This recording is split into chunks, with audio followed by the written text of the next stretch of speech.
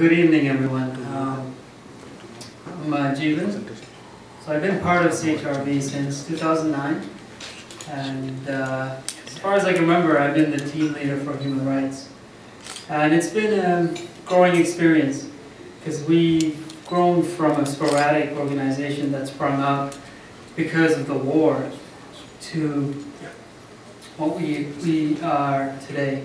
And clearly, the speakers before me have shared some of that information with you. I would like to start off as, why are we all here on a Thursday evening? Right? I'm here because I believe in the rights of human beings, irrelevant of their sex, race, or spiritual beliefs. I'm also here because my parents were born as Tamils in a country called Sri Lanka, which is an unfortunate thing.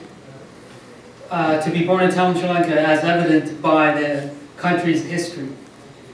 If you look back at the country's history since independence, it's been a downhill progress to chauvinism and racism and a monocentric ethnic system nationally.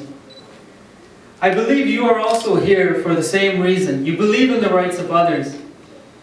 You are here because you have suffered at the hands of the Sri Lankan state, or your family has suffered. The simple act of you attending this evening confirms that you have concern about the events that occur in Sri Lanka, even though officially the war has ceased since 2009. Because you care for those that are still in that country, who are left behind to fend for themselves. I'm a lot younger than many of you, and I realize that. But what I understand from what has been communicated to me, from my parents, the Tamil community, from the Canadian media, is that Sri Lanka is not a place for a Tamil to be, or to be born into. As a young person of Tamil descent, I came to realize in 2009 that I needed to act, to speak out against people like Rajapaksa, to engage our Canadian government and other Canadian leaders and world leaders. In this age and time, we need to make friends. We need to share our stories and engage the world body to dissolve this unfortunate situation that has been persistent since independence in this so-called beautiful island. Essentially, that's what it was known as during the colonial times. We need to stop being too proud to ask for help. We need to share our stories. We need to make friends. And as a Tamil, as a person of Tamil descent, I consider myself Canadian first, because after all, this is my home. But at the same time, from my parents' experience and what they've shared with me, I realize that what has happened to them and people that are still left behind there, it's something that as a world should step forward to address, but that hasn't happened. So we need to go out and share our stories and ask for help.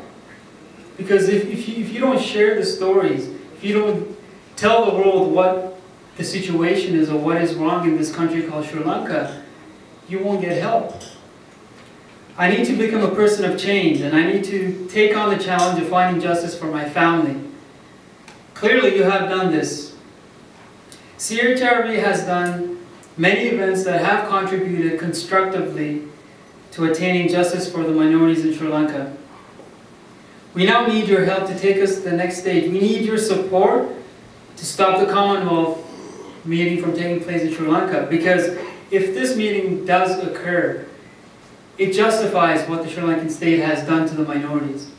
And as Patrick pointed out, the Canadian government is working hard to prevent this, but we also need to remember, we need to convince the world that this event should not take place in this country called Sri Lanka, which has violated so many human rights to the point of being questioned of genocide.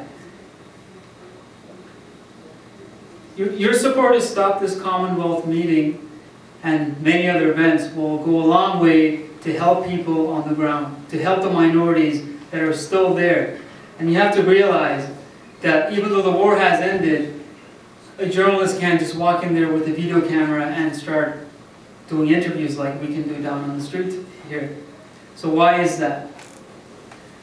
You are the leaders of the Canadian Tamil community. So you have broken through many barriers, fought against great odds, and attained great success in a country that you were not born in, but which accepted you and provided you with a life and beyond that the country you were born into institutionally denied you of. So I respect you for paving the path for the younger generation. You have shown us what success and hard work is and what it can attain. But with that respect, I'm also asking you to help CHRV carry on its important work, to give voice to the voiceless that are still stuck there, that have been left behind, that have been forgotten.